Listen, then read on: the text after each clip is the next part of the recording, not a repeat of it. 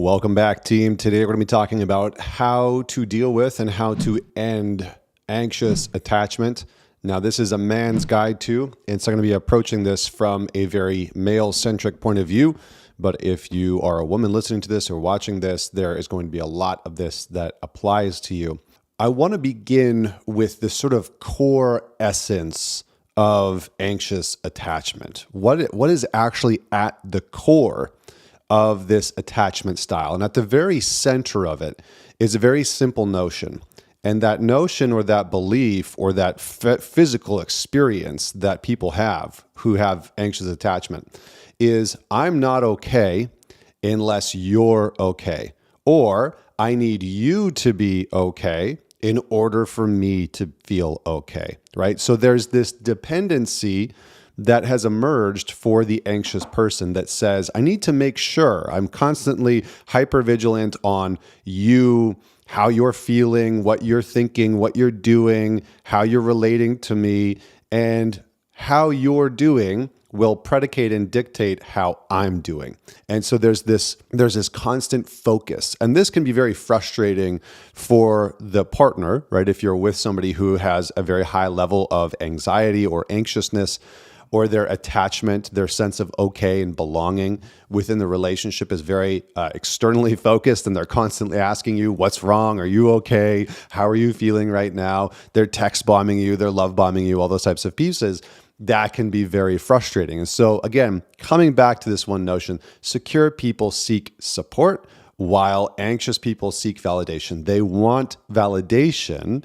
They need validation from outside of themselves that everything is okay, that they're safe, that they belong, that they are loved, that they're okay, all of that, all of those different pieces. So let's move into talking about the causes of anxious attachment. What actually develops anxious attachment? Because again, knowing what causes it, being able to identify it within yourself or within your partner and having that conversation with them, not that it's your responsibility, right? This is something that you should probably get into with a therapist or a well-trained coach or a psychologist.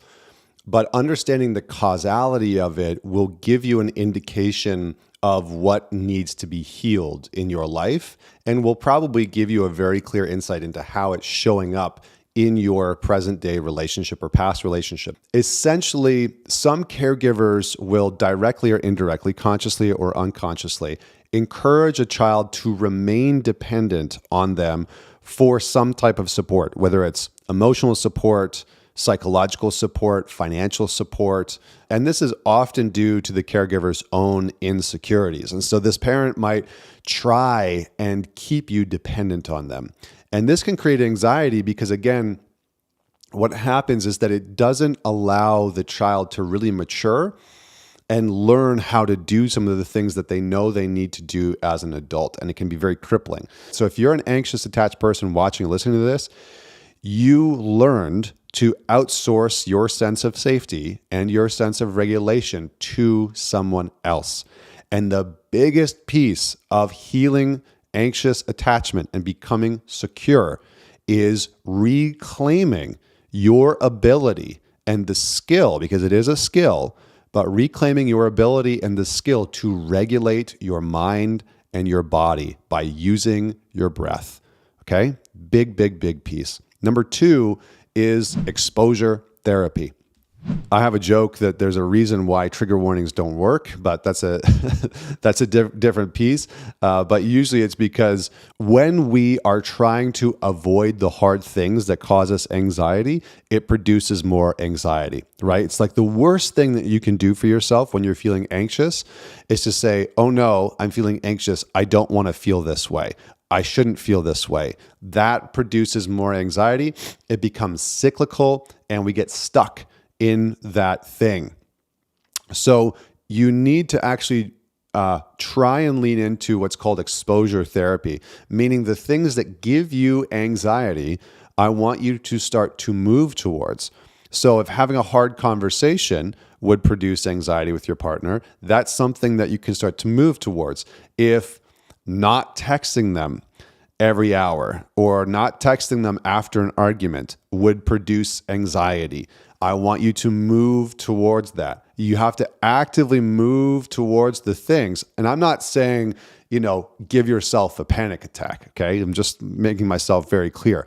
But what I am saying is that you have to expose yourself, and this is proven time and time again to work. Comment below, let me know what you thought about this. Man it forward, share this episode with somebody that you know needs to hear it. And by all means, listen to this with a partner. If you are somebody that is anxious, listen to this with a partner.